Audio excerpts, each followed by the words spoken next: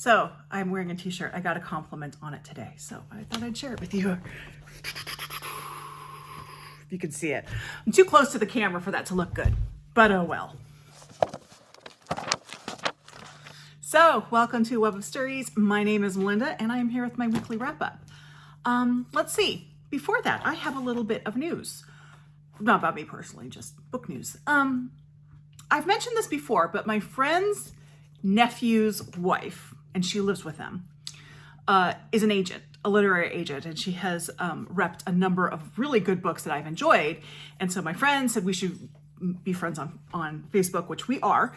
And this woman often posts deals that she has that are coming up. So last year I read this book, and I know a lot of other people read this book too. This was one of her books. And I just saw this morning, there was a press release out that Never Whistle at Night 2 is coming. Now it's not coming until 2026. So you have 2 years to read this one first. I mean, it's a short story anthology. You could read either one first, but you have 2 years to get yourself in the mood. So read this one first, and then Never Whistle at Night 2 is coming out summer of 2026. Just thought I'd share that all with you. I'm really excited about it. She's done other books. Sherry DeMoline is one of her clients. A Council of Dolls was one of her books. So she's done quite a few great books. So yeah, I just thought I'd share that all with you. I just discovered it today. So yeah, so a lot of what I'm going to talk about today was in Mid-Month Book Bash, because I've only finished one book since Mid-Month Book Bash. I have a lot of books going right now, but that's just life. So yeah, so you may have, I'll try to say new things that I didn't say before, if that makes any sense. Otherwise, I don't really have anything to update you with my life, except the tide of the war against the ants is turning. The ant traps came. The cat is able to eat her food in her normal place again. Things are looking up. I've killed those little suckers. So I hate ants. I just hate ants. Anyway, that's what's been going on in my life. So I did finish 3 books this week and DNF'd 1. The first book I finished, as covered in Mid-Month Book Bash, was Ordinary Grace by William Faulkner. This is a reread for me. I read it almost exactly 9 years ago for the first time, and it was the first William Faulkner book that I read. So I talked about it. It's a wonderful book. It's a masterpiece. It is a masterpiece book. It was 5 stars then. It's still 5 stars now. I talk about a little bit more in the Mid-Month Book Bash video, but I'm going to use this to talk about something that I am reading now. And I've kind of decided not to talk too much about current reads in these update videos, because I try to keep them a little bit on the shorter side, like less than 20 minutes. And when I get into all the books I'm currently reading, it quickly becomes more than 20 minutes. But one of the books that I am currently reading is a book called The Devil's Bed by William Krueger, and it's the book that no one thinks about. So it is not a Cork O'Connor book. It's not, I mean, it is a standalone, but it's not really a standalone. The main character is a Secret Service agent named Bo Thorson, and it's pretty clear that William Krueger was trying to make this another series. It just never took off. And it's different than the Cork O'Connor books. It's grittier. It's definitely grittier. It's still set in Minnesota, but it's more of a Twin Cities kind of thing. And it is definitely grittier. It's more political. It's definitely more thriller. It's darker, I think, too, than you get in the Cork O'Connor books. And it doesn't have the Native American element, the indigenous element that you get in his other books. But I'm reading it now. Now it's interesting. I'm not far enough. I'm like 49% of the way through, so I'm withholding any opinions. But it is an interesting, once I've read this, I'm a completist. I'm a William Krueger completist, of course.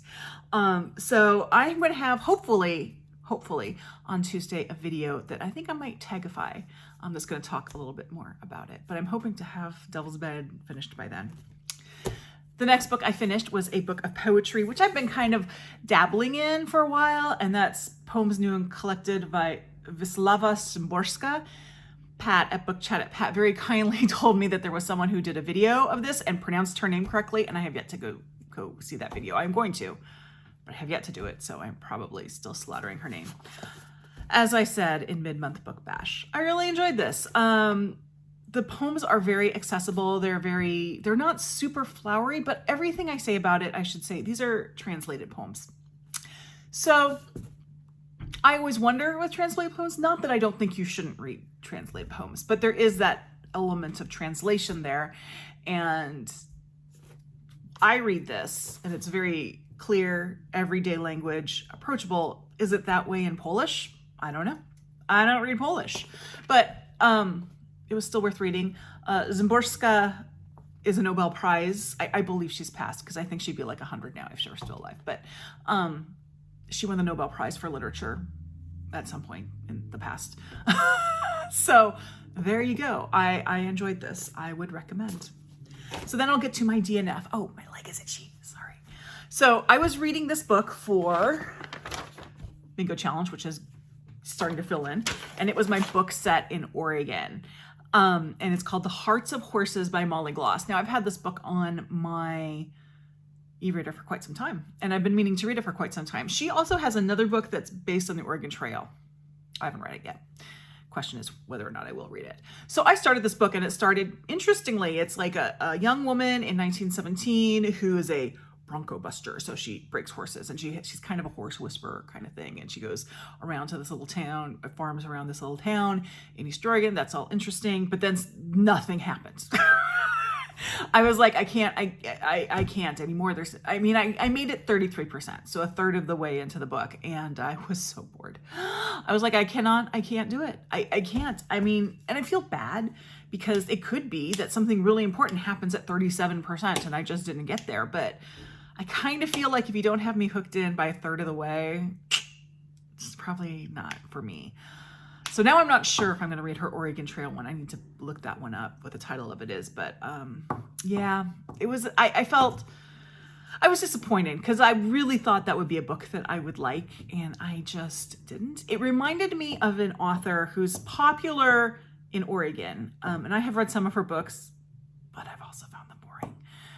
Jane Kirkpatrick. She writes a lot about Eastern Oregon too. I know some people really love her books. I have a friend who really loves her books, and I actually, for my friend's birthday one time, shortly before that, I went to the Salem Art Fair, which is fantastic. I grew up going to this fair every year. I haven't been for a couple years, but it's still there. And she was there signing books, so I got a signed copy for my friend.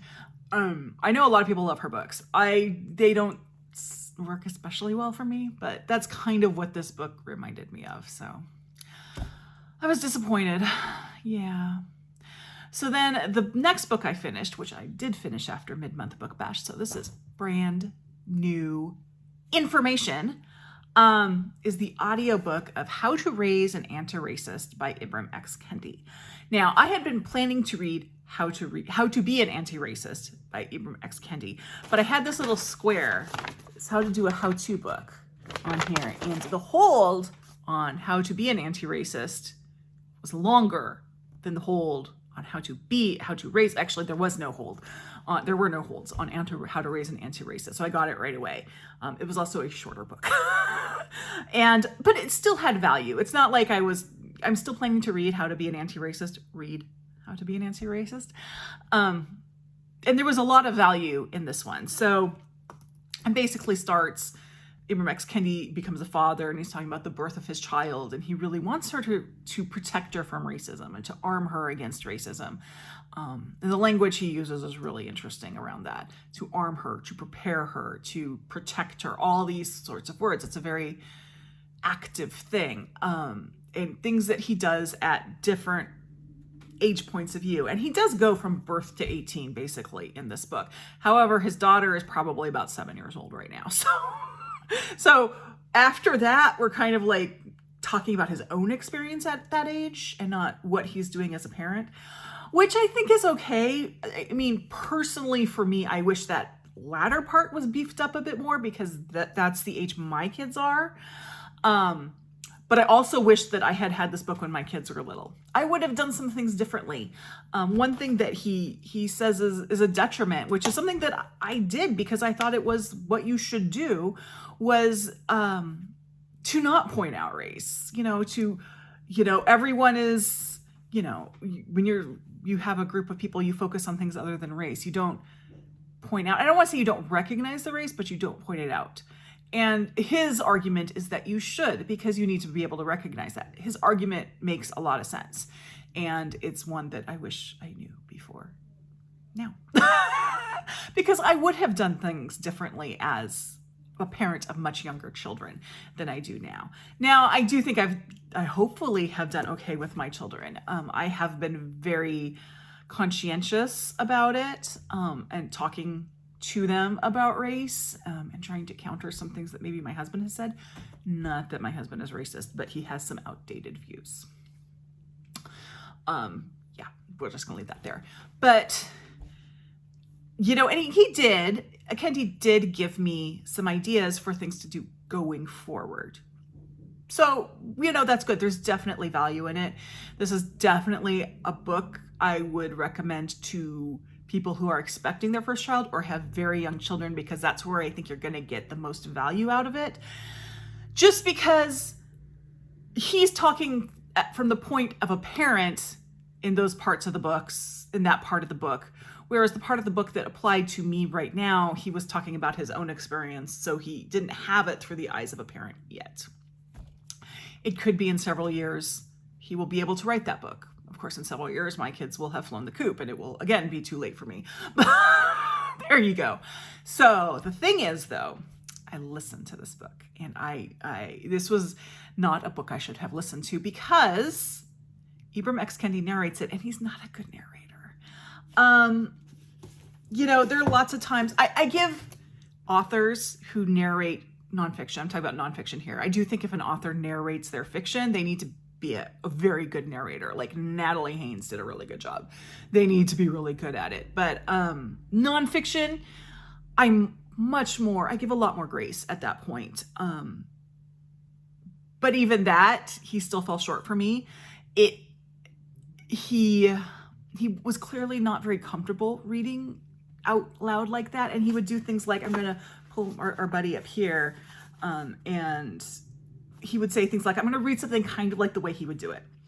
Gus turned the talk to politics, and they just discussed Kennedy and I.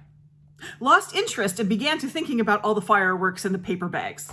Like, it was like he would get to the end of a line. I'm assuming, I'm hearing it, so I'm not listening to it. I'm assuming the end of the line and think that was the end of a sentence, and then try to pick it up on the next line. It was at times very hard to listen to. And then he would get to parts that he was very passionate about, and you could tell, and I'm all for that, but his voice would just get higher and higher and higher and higher, and I'd be like, okay, I appreciate your passion. My ears are starting to hurt. So yes, I wish he had another narrator for this book, which is why when I get to How to Be an Anti-Racist, because I think he narrates that too. I'm going to read it instead of listen to it, because yikes. So yeah, I mean, that was like, I gave the book a 4 and I gave the audio rating, the narration, a 2.5. So I do definitely recommend this book in print for people with younger children or who are about to become parents. Again, not that there wasn't value for me. It's just that there is a lot more value to have this book when your children are younger. There you go. So that was my reading week. I have a bunch of books that I plan to finish this coming week. So next week's update will be longer. I will give you a little update on this because this is a short video and I have time to do it. So these are the squares I still have. Set in Oregon. I am currently reading that one. I am reading Tribal Histories of the Willamette Valley. I am a history nerd. I am loving it. A friend's favorite book. I am listening to Light from Uncommon Stars, which is one of Bookish Best Friend's favorite books. I've listened to 4% so far. I can't comment on it. It was great though, because just as I finished How to Raise an Anti-Racist on the audio, which I had from the library, like just as I finished it, the audio for Light from Uncommon Stars came in. It was perfect timing. Pacific Northwest author I am reading a Brian Doyle for, and I'm going to have a lot to say about that book. A lot of good things to say about that book. Disabled author or protagonist next week? The week after that? I have to look at the calendar. I'm going to start a buddy read of Clara and the Sun with Angela from Andy Hart's books and Mariandria from Books and Bocadillos. So that's going to be my... Oh, wait, no, that's non-human protagonist. Sorry, forgot that. I was looking at one and thinking the other. Non-human protagonist is Clara and the Sun. Disabled author or protagonist, I am reading The Heart Principle by Helen Hoang, which is her third romance. Now, I read her first two, and one was The Kiss Quotient. I can't remember the name of the second one, but I like the first two. And I've had the third one on my shelves for forever, and I just haven't picked it up until now, mostly because romance hasn't really been speaking to me. But I picked this one up, and I'm really enjoying it. So that's good. And now I understand there was some controversy about this one because some people felt that it wasn't really a romance. So I don't know how it ends. It feels like a romance so far. I don't know what the issue is, but I will know more when I finish this. And I'm going through that one pretty quickly. So non-human protagonist is Clara and the Sun. And then graphic novel. So I have a hold on a book called Youth Group that I heard about on the Reading Glasses podcast. Actually, I heard about it from Bookish Best Friend, who listened to the Reading Glasses podcast before I listened to it. So that's where it came from. But I'm still waiting for my hold to come in. And if it doesn't, over here for Christmas, I got my daughter the first Cat Gamer manga. Because Leandra at Leandra the TBR0 just raved about it. I don't think my daughter's read it yet, but it's over here in this mess that you can't see. And if it doesn't look like Youth Group is coming, I think I'm just going to have to, finally read a manga, because I have that right here. And it does sound interesting. It's the whole reading right to left thing that's got me. I read Shubek Lebek last year, which is Egyptian. It's not manga, but it's Egyptian, and it's read. And it was just the reading right to left was very difficult for me. So that's what I'm kind of nervous about. But anyway, I have plans to, this will be done. This will be done. So, and then I will get my little thing and hopefully go into drawing, which I never win anything in the drawings, but that's fine. It's just, if there is a bingo card, I have to get blackout. I never went through what my other ones were, so we'll go through this. Banned or Challenged was In the Night Kitchen by Marie Sendak, because it has a penis in it. Award winner, Know My Name by Chanel Miller. Released in 2024, Lula Dean's Little Library of Banned Books by Kirsten Miller. Funny, this is not a book by Benedict Cumberbatch by Tanitha Carvin. BIPOC author or protagonist, Night of the Living Res by Morgan Talty. Old favorite, Ordinary Grace. I went through all those. Not Your Style, which is Eve by Kat Bohannon, because it's a science book, and I'm a social studies person, not a science person. That's just there I am. Poetry was this. Your Choice was Upstream by Mary Oliver. It just, because that was the book I finished, and it's whatever I read first that goes into these. Friend's Favorite, I talked about that. Set in the Summer, The God of the Woods by Liz Moore. Written Before You Were Born, Love's Labour's Lost by William Shakespeare. Nonfiction / based on true events was A Fever in the Heartland by Timothy Egan. Book with red on the cover. Wifedom, Mrs. Orwell's Invisible Life by Anna Funder, set in Oregon, we covered. Mystery / adventure, A Ghost of Caribou by Alice Henderson. Memoir / biography was The Wives by Simone Garindo. Has Magic in It was Normal Rules Don't Apply by Kate Atkinson. About love or friendships, I had O Pioneers by Willa Cather. Set in a Place You've Never Been To, which is The Dove Keepers by Alice Hoffman. It's set in Masada. And a how-to book was How to Raise an Antiracist. So there you go. That's my Pals Bingo card. And I'm getting close to 20 minutes, so I am just going to cut this off now. Like, subscribe, join my Discord, and I'll see you in the next video. Bye-bye.